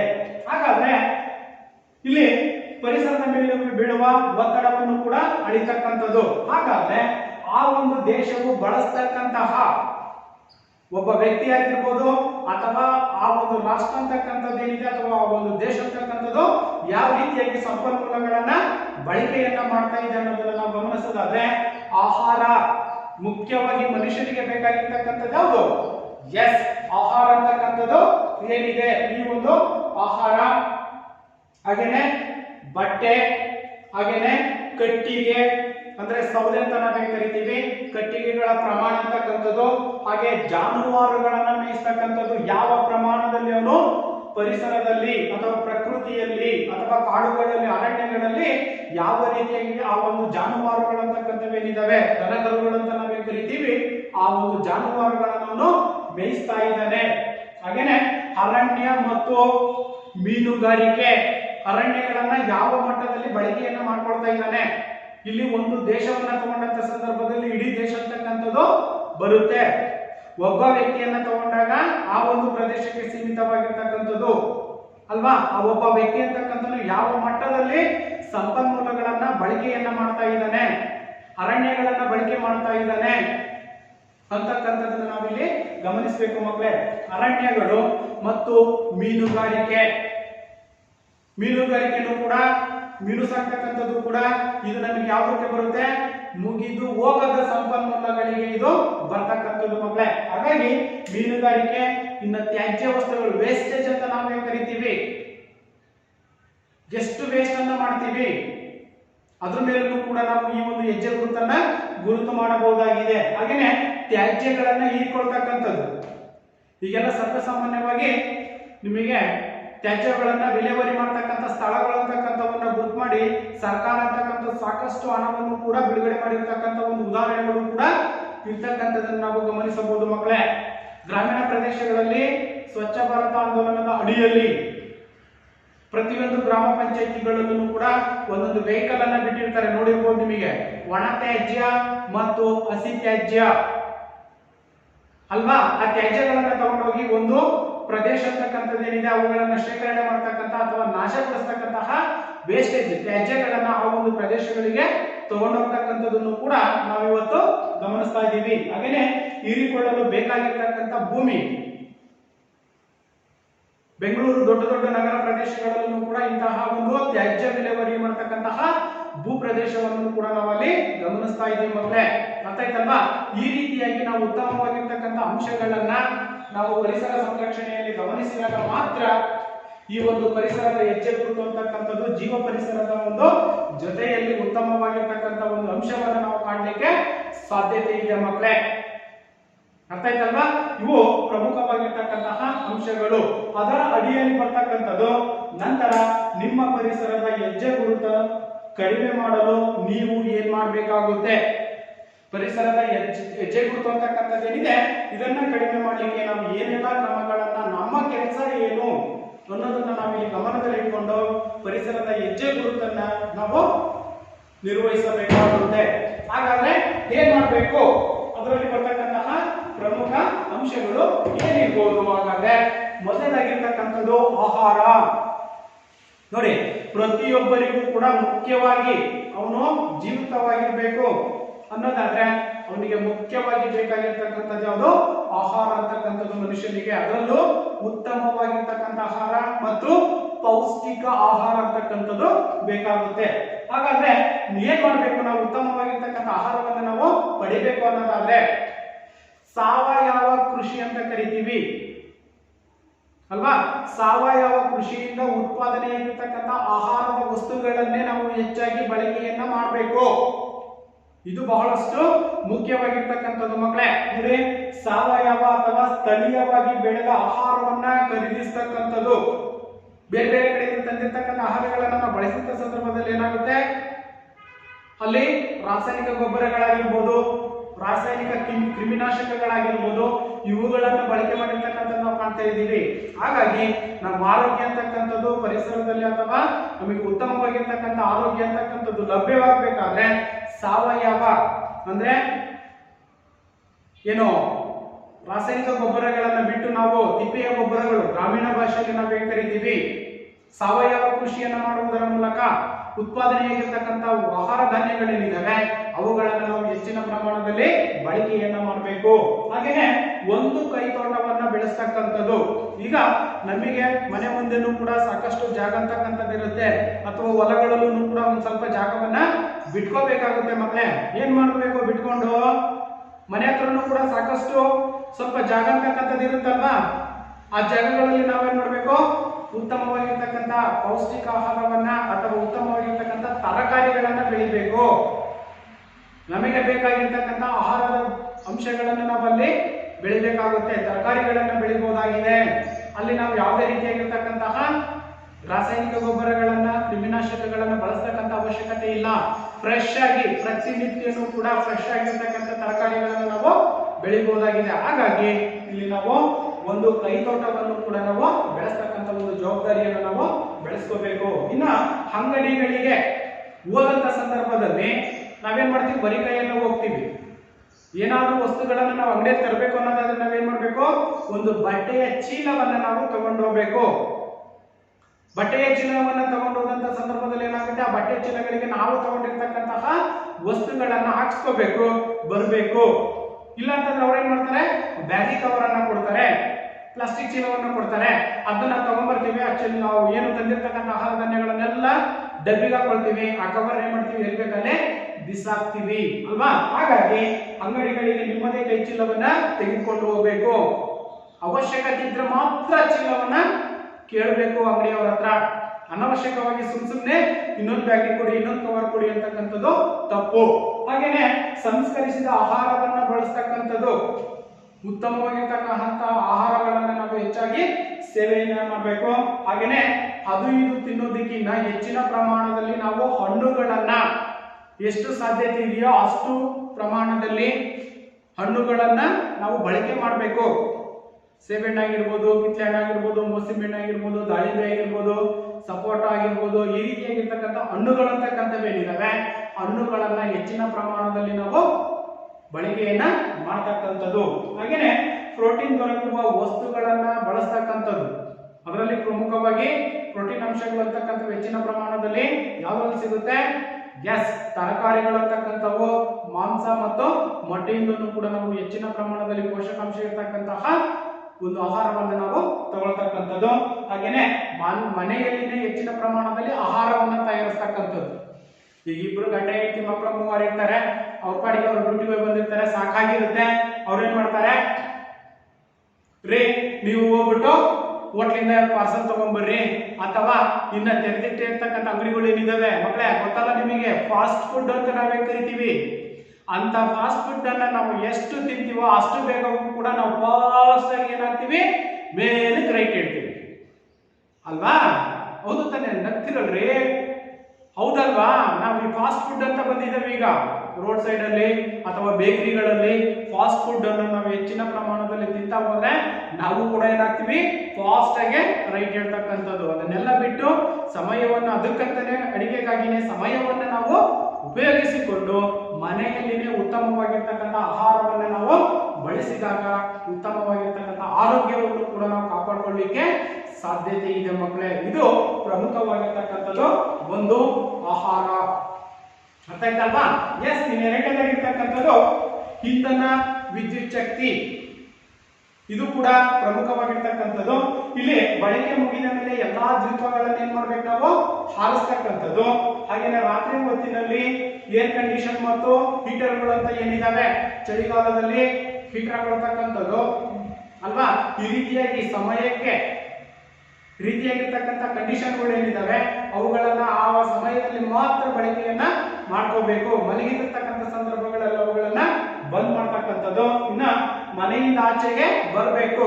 ನಮಗೆ ಮನೋರಂಜನೆ ಅಂತಕ್ಕಂಥದ್ದು ಸಿಗ್ಬೇಕಾದ್ರೆ ನಾವೇನ್ ಮಾಡ್ಬೇಕು ಮಕ್ಕಳೇ, ಮನೆಯಿಂದ ಒಂದ್ ಸ್ವಲ್ಪ ಆಚೆ ಬರಬೇಕು, ವಾತಾವರಣವನ್ನ ನಾವು ನೋಡ್ಬೇಕು, ವಾತಾವರಣದಲ್ಲಿರ್ತಕ್ಕಂಥ ಎಲ್ಲದನ್ನು ನೋಡಿ ನಾವು ಸಂತೋಷವನ್ನ ಪಡ್ತಕ್ಕಂಥ ಒಂದು ಅಂಶವನ್ನ ನಾವು ಗಮನದಲ್ಲಿ ಇಟ್ಕೋಬೇಕಾಗುತ್ತೆ ಮಕ್ಕಳೇ. ಮನೆಗೆ ಇದ್ಬಿಟ್ರೆ ಏನಾಗುತ್ತೆ, ಅಲ್ಲಿನ ಒಂದು ವಾತಾವರಣ ಅಂತಕ್ಕಂಥದ್ದು ಇದಾಗಿರ್ತಕ್ಕಂಥದ್ದು. ಹಾಗಾಗಿ ನಮ್ಮ ಮೈಂಡ್ ಅಂತಕ್ಕಂಥದ್ದು ಫ್ರೆಶ್ ಆಗ್ಬೇಕನ್ನೋದಾದ್ರೆ ನಾವೇನ್ ಮಾಡ್ಬೇಕು, ಸ್ವಲ್ಪ ಮನೆಯಿಂದ ಆಚೆ ಆವರಣದಲ್ಲಿ ಬಂದ್ಬಿಟ್ಟು ಸುತ್ತಲೂ ಕೂಡ ಇರ್ತಕ್ಕಂಥ ಒಂದು ಪರಿಸರವನ್ನ ನಾವು ಗಮನಿಸಿದಾಗ ಮನಸ್ಸಿಗೆ ಉಲ್ಲಾಸ ಅಂತಕ್ಕಂಥದ್ದು ಕೂಡ ಉಂಟಾಗಲು ಸಾಧ್ಯವಾಗುತ್ತೆ. ಇನ್ನ ಬಾಗಿಲು ಮತ್ತು ಕಿಟಕಿಗಳಂತಕ್ಕಂಥವೇನಿದಾವೆ ಮುಚ್ಚತಕ್ಕಂಥದ್ದು ಸಾಧ್ಯವಾದಷ್ಟು ಮಟ್ಟಿಗೆ ಅವುಗಳನ್ನ ಮುಚ್ಚಬೇಕಾಗಿರ್ತಕ್ಕಂಥದ್ದು. ಇದು ಎರಡನೇದಾಗಿರ್ತಕ್ಕಂಥ ಆಹಾರ ಮತ್ತು ಇಂಧನ ಅಥವಾ ವಿದ್ಯುತ್ ಶಕ್ತಿ. ಇನ್ನ ಸಾರಿಗೆ ಅಂತಕ್ಕಂಥದ್ದು, ಸಾರಿಗೆ ಅಂತಂದ್ರೆ it is the meaning of transport ಅಂತ ನಾವೇ ಕರಿತೀವಿ. ಸಾರಿಗೆಯನ್ನ ಹೆಚ್ಚಿನ ಪ್ರಮಾಣದಲ್ಲಿ, ಸಾರ್ವಜನಿಕ ಸಾರಿಗೆಯನ್ನ ನಾವು ಹೆಚ್ಚಿನ ಪ್ರಮಾಣದಲ್ಲಿ ಬಳಕೆಯನ್ನ ಮಾಡಬೇಕು. ಶಾಲೆಗೆ ಹೋಗ್ಬೇಕಂದ್ರೂ ಕೂಡ ಗೌರ್ಮೆಂಟ್ ಬಸ್ ಅಂತ ನಾವೇ ಕರಿತೀವಿ ಮಕ್ಕಳೇ. ಯಾವುದು ಸರ್ಕಾರಿ ಬಸ್, ಸಾರ್ವಜನಿಕ ಸಾರಿಗೆ ಅಂತಕ್ಕಂಥದ್ದು ಅದ್ರಲ್ಲಿ ಹೋಗ್ಬೇಕು. ಇಲ್ಲ ಅಂತಂದ್ರೆ ಸೈಕಲ್ ಅಲ್ಲಿ ಹೋಗ್ಬೇಕು. ಇನ್ನೂ ಹತ್ರ ಶಾಲೆ ಅಂತಂದ್ರೆ ನಡ್ಕೊಂಡೆ ಹೋಗ್ಬೋದಾಗಿದೆ ಅಲ್ವಾ. ನೋಡಿ, ಶಾಲೆಗೆ ನಡೆದು ಬನ್ನಿ ಅಥವಾ ಸೈಕಲ್ ಅನ್ನ ತರ್ತಕ್ಕಂಥದ್ದು. ಹಾಗೇನೆ ಸಾರ್ವಜನಿಕ ಸಾರಿಗೆಯನ್ನು ಹೆಚ್ಚಿನ ಪ್ರಮಾಣದಲ್ಲಿ ಬಳಕೆಯನ್ನ ಮಾಡ್ತಕ್ಕಂಥದ್ದು. ಈಗೆಲ್ಲೋ ಲಾಂಗ್ ಟ್ರಿಪ್ ಹೋಗ್ಬೇಕಾಗಿರುತ್ತೆ, ಕಾರು ಬೈಕ್ ತಗೊಂಡು ಹೋಗೋದಕ್ಕಿಂತ ಸಾರ್ವಜನಿಕ ಸಾರಿಗೆ ಅಂತಕ್ಕಂಥದ್ದು ಏನಿದೆ ಅದನ್ನ ನಾವು ಬಳಕೆಯನ್ನ ಮಾಡ್ಕೋಬೇಕು. ಇನ್ನು ನಡೆಯುವ ದಾರಿ ಅಂತಕ್ಕಂಥದ್ದನ್ನ ಬಳಸ್ತಕ್ಕಂಥದ್ದು. ಹೆಚ್ಚಿನ ಪ್ರಮಾಣದಲ್ಲಿ ನಾವು ನಡೆದು ಏನಾಗುತ್ತೆ, ಆರೋಗ್ಯ ಅಂತಕ್ಕಂಥದ್ದು, ಉತ್ತಮವಾಗಿರ್ತಕ್ಕಂಥ ಗಾಳಿ ಅಂತಕ್ಕಂಥದ್ದು ಕೂಡ ನಮಗೆ ಲಭ್ಯವಾಗುತ್ತೆ ಮಕ್ಕಳೇ. ಓಕೆ, ಹಾಗಾದ್ರೆ ನೆಕ್ಸ್ಟ್ ನಾವು ಕಡಿಮೆ ಪ್ರಮಾಣದ ತ್ಯಾಜ್ಯವನ್ನ ಸೃಷ್ಟಿಸ್ತಕ್ಕಂಥದ್ದು.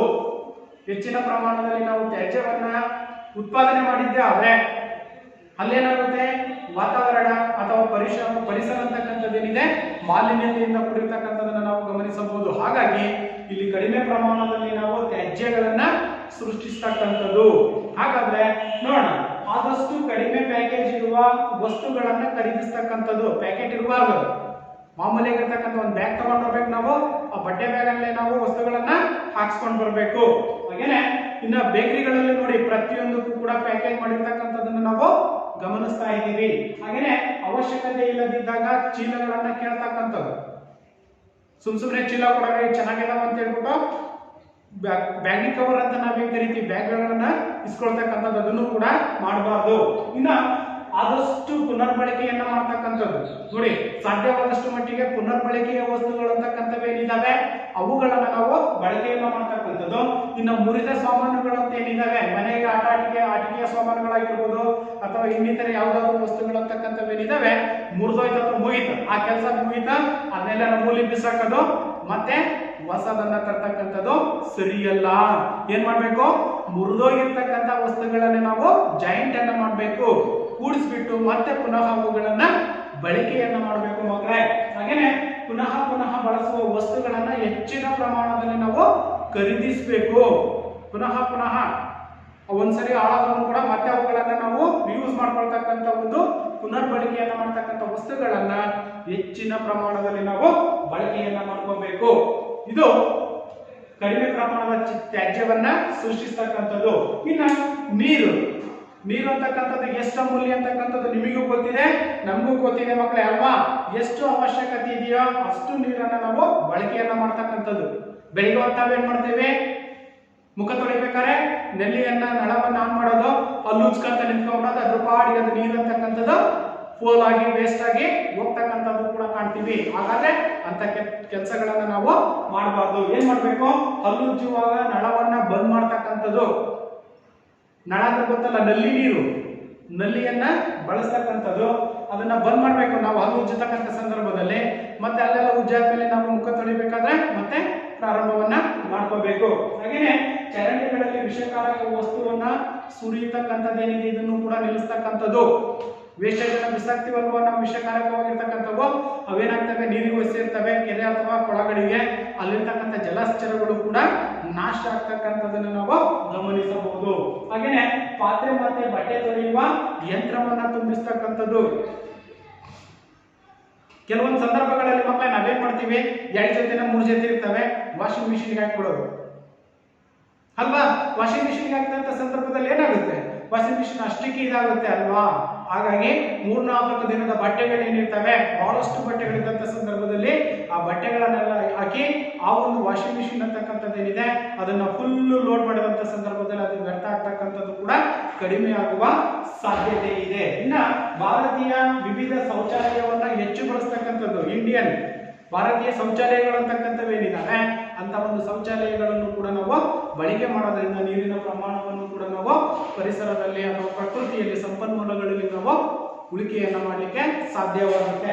ಇಷ್ಟು ಪ್ರಮುಖವಾಗಿರ್ತಕ್ಕಂಥ ಕಡಿಮೆ ಪ್ರಮಾಣದ ತ್ಯಾಜ್ಯವನ್ನು ಸೃಷ್ಟಿಸತಕ್ಕಂಥ ಜವಾಬ್ದಾರಿ ಪ್ರತಿಯೊಬ್ಬ ಮಾನವನಿಗೂ ಕೂಡ ಮನುಷ್ಯರಿಗೂ ಇದ್ದೇ ಇರಬೇಕಾಗುತ್ತೆ ಮಕ್ಕಳೇ. ಓಕೆ, ಇನ್ನ ಈ ಒಂದು ಅಧ್ಯಾಯದ ಕೊನೆಯ ಅಂಶವಾಗಿರ್ತಕ್ಕಂಥದ್ದು ಸಮುದಾಯ ಅಲ್ವಾ. ಈ ಒಂದು ಸಮುದಾಯದ ಜನರಿಗೆ ಪರಿಸರ ಹೆಜ್ಜೆ ಕುರಿತಿನ ಮಾಹಿತಿಯನ್ನು ನೀಡ್ತಕ್ಕಂಥದ್ದು ಬರೀ ನಾವೇ ತಿಳ್ಕೊಳ್ತಕ್ಕಂಥದ್ದಲ್ಲ, ನೀವು ಕೂಡ ನಿಮ್ಮ ಮನೆಯಲ್ಲಿ ಹೋಗಿ ಈ ಒಂದು ಪರಿಸರ ಸಂರಕ್ಷಣೆಯ ಬಗ್ಗೆ ನಿಮ್ಮ ತಂದೆ ತಾಯಿ ಮತ್ತು ಅಕ್ಕಪಕ್ಕದ ನೆರೆಯವರಿಗೆ ಇರ್ತಾರೆ ಮಕ್ಕಳೇ, ಅಂತವರಿಗೂ ಕೂಡ ಇಂಥ ರೀತಿಯಾಗಿರ್ತಕ್ಕಂತಹ ಮಾಹಿತಿಯನ್ನ ನೀಡ್ತಕ್ಕಂಥ ಒಂದು ಜವಾಬ್ದಾರಿನೇ ಸಮುದಾಯ ಅಲ್ವಾ. ಆ ಸಮುದಾಯದ ಜನರಿಗೆ ಪರಿಸರದ ಹೆಜ್ಜೆ ಗುರುತು ಅಂತಕ್ಕಂಥದ್ದೇನಿದೆ ಇದರ ಒಂದು ಮಾಹಿತಿಯನ್ನ ಪ್ರತಿಯೊಬ್ಬರು ಕೂಡ ತಲುಪಿಸಬೇಕಾಗಿರ್ತಕ್ಕಂಥದ್ದು ನಮ್ಮ ಸಾಧ್ಯವಾಗಿರ್ತಕ್ಕಂತಹ ಕರ್ತವ್ಯ ಮಕ್ಕಳೇ. ಅರ್ಥ ಆಯ್ತಲ್ವಾ? ಇದು ಒಂದೇದು. ನಂತರ ಸ್ಥಳೀಯ ಜಲ ಸಂಪನ್ಮೂಲಗಳನ್ನ ಸಂರಕ್ಷಿಸತಕ್ಕಂಥದ್ದು ನಿಮ್ಮ ಅಕ್ಕಪಕ್ಕದ ಊರುಗಳಲ್ಲಿ ಅಥವಾ ಮನೆಯ ಹಿಂಬದಿಯ ಪಕ್ಕದಲ್ಲಿ ಕೊಳನೋ ಅಥವಾ ಕೆರೆನೋ ಅಥವಾ ಬಾವಿಗಳೋ ಇನ್ನಿತರ ಯಾವುದಾದ್ರೂ ನೀರಿನ ಮೂಲಗಳನ್ನು ಹೊಂದಿರತಕ್ಕಂಥ ಟ್ಯಾಂಕ್ಗಳಿದ್ದಂಥ ಸಂದರ್ಭದಲ್ಲಿ ಅವುಗಳನ್ನು ಸಂರಕ್ಷಣೆ ಮಾಡ್ತಕ್ಕಂಥ ಜವಾಬ್ದಾರಿನೂ ಕೂಡ ಯಾರ್ದಾಗಿರುತ್ತೆ ಮಕ್ಕಳೇ? ನಮ್ದೇ ಆಗಿರುತ್ತೆ ಅಲ್ವಾ. ಹಾಗೇನೆ ಪುನರ್ಬಳಕೆ ಕಾರ್ಯಕ್ರಮಗಳಲ್ಲಿ ತೊಡಗಿಸಿಕೊಳ್ತಕ್ಕಂಥದ್ದು.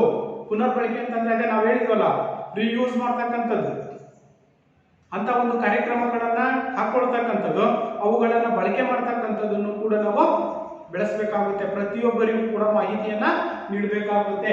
ಹಾಗೇನೆ ನಿಮ್ಮ ಶಾಲೆಯ ಇಂಧನದ ಆಡಿಟ್ ಅನ್ನ ಮಾಡಿಸ್ತಕ್ಕಂಥದ್ದು ಮಕ್ಕಳೇ.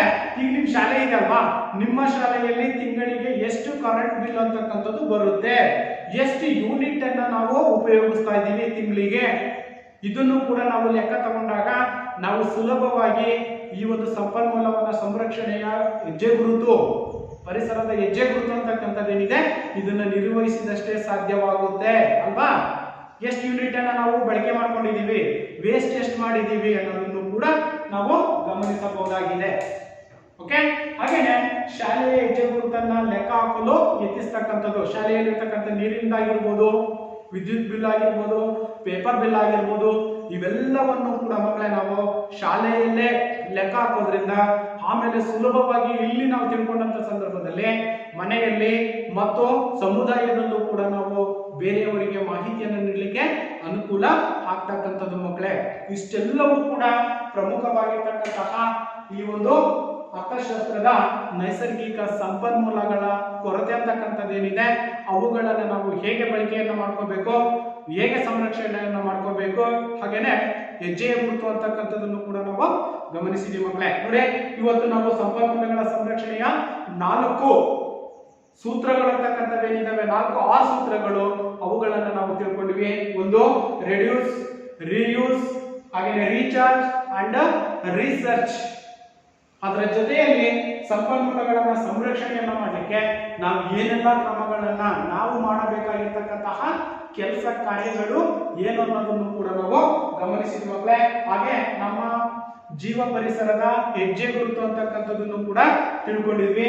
ಹಾಗೇನೆ ನಮ್ಮ ಪರಿಸರದ ಹೆಜ್ಜೆ ಗುರುತನ್ನ ಕಡಿಮೆ ಮಾಡಲು ನೀವು ಏನು ಕ್ರಮಗಳನ್ನ ಕೈಗೊಳ್ಳಬೇಕು, ಆಹಾರ ಆಗಿರ್ಬೋದು, ಹಾಗೇನೆ ಇಂಧನ ವಿದ್ಯುತ್ ಶಕ್ತಿ ಆಗಿರ್ಬೋದು, ಹಾಗೇನೆ ಸಾರಿಗೆ ಆಗಿರ್ಬೋದು, ಕಡಿಮೆ ಪ್ರಮಾಣದ ಒಂದು ತ್ಯಾಜ್ಯವನ್ನ ಸೃಷ್ಟಿಸ್ತಕ್ಕಂಥದ್ದು, ನೀರನ್ನ ಹೇಗೆ ಬಳಕೆ ಮಾಡಬೇಕು, ಹಾಗೇನೆ ಮಾಹಿತಿಯನ್ನ ಸಮುದಾಯಕ್ಕೆ ಹೇಗೆ ಹಂಚಿಕೆಯನ್ನ ಮಾಡಬೇಕು ಅಂತಕ್ಕಂಥದ್ದು ಈ ಒಂದು ಅವಧಿಯಲ್ಲಿ ನಾವು ಸಂಪೂರ್ಣವಾಗಿರ್ತಕ್ಕಂಥ ಒಂದು ಅಂಶವನ್ನ ತಿಳ್ಕೊಂಡಿದ್ದೀವಿ ಮಕ್ಕಳೇ. Any doubts? ಏನಾದ್ರೂ ಡೌಟ್ ಇದೆಯಾ? ಇದೇ ಏನಾದ್ರೂ ಡೌಟು? ಎಸ್. ಹಾಗಾದ್ರೆ ನಾಳಿನ ಗೃಹ ಪಾಠಕ್ಕೆ ಈ ಒಂದು ಅವಧಿಯಲ್ಲಿ ನಾವು ಸಂಪೂರ್ಣವಾಗಿ ನಿನ್ನೆಯ ಅವಧಿ ಮತ್ತು ಈ 2 ಅವಧಿಗಳಲ್ಲಿ ಸಮಾಜ ವಿಜ್ಞಾನದ ಅರ್ಥಶಾಸ್ತ್ರದ ಅಧ್ಯಾಯವಾಗಿರ್ತಕ್ಕಂಥ ನೈಸರ್ಗಿಕ ಸಂಪನ್ಮೂಲಗಳು ಅಂತಕ್ಕಂಥ ಒಂದು ಪಾಠ ಅಧ್ಯಾಯ ಅಂತಕ್ಕಂಥದ್ದು ಮುಕ್ತಾಯವಾಗಿರ್ತಕ್ಕಂಥದ್ದು. ಹಾಗಾದ್ರೆ ನಾಳಿನ ಒಂದು ಗೃಹ ಪಾಠಕ್ಕೆ ಸಂಬಂಧಪಟ್ಟಂತೆ ಕೆಲವೊಂದು ಪ್ರಶ್ನೆಗಳನ್ನು ನೀವು ಬರ್ಕೊಳ್ಳಿ ಮಕ್ಕಳೇ. ಎಸ್, ಮೊದಲನೇದಾಗಿರ್ತಕ್ಕಂಥದ್ದು ಸಂಪನ್ಮೂಲಗಳ ಸಂರಕ್ಷಣೆಗೆ 4 ತಂತ್ರಗಳನ್ನ 4 ಆರ್ ತಂತ್ರಗಳು ಅಂತ ಕರೀತೀವಿ. 4 ಆರ್ ತಂತ್ರಗಳನ್ನ ಸಂಕ್ಷಿಪ್ತವಾಗಿ ವಿವರಿಸಿ. ಸಂಪನ್ಮೂಲಗಳ ಸಂರಕ್ಷಣೆಗೆ 4 ಆರ್ ತಂತ್ರಗಳನ್ನ ಸಂಕ್ಷಿಪ್ತವಾಗಿ ವಿವರಿಸಿ. ಹಾಗೇನೆ ಸಂಪನ್ಮೂಲಗಳ ಸಂರಕ್ಷಣೆಯಲ್ಲಿ ನೀವು ಮಾಡಬಹುದಾಗಿರ್ತಕ್ಕಂತಹ ಕಾರ್ಯಗಳೇನು? ಸಂಪನ್ಮೂಲಗಳ ಸಂರಕ್ಷಣೆಯಲ್ಲಿ ನೀವು ಮಾಡಬಹುದಾದ ಕಾರ್ಯಗಳೇನು? ಆಯ್ತಾ? ನೆಕ್ಸ್ಟ್, ನಮ್ಮ ಜೀವ ಪರಿಸರದ ಹೆಜ್ಜೆ ಗುರುತನ್ನ ತಿಳಿಸಿ. ನಮ್ಮ ಜೀವ ಪರಿಸರದ ಹೆಜ್ಜೆ ಗುರುತನ್ನ ತಿಳಿಸಿ.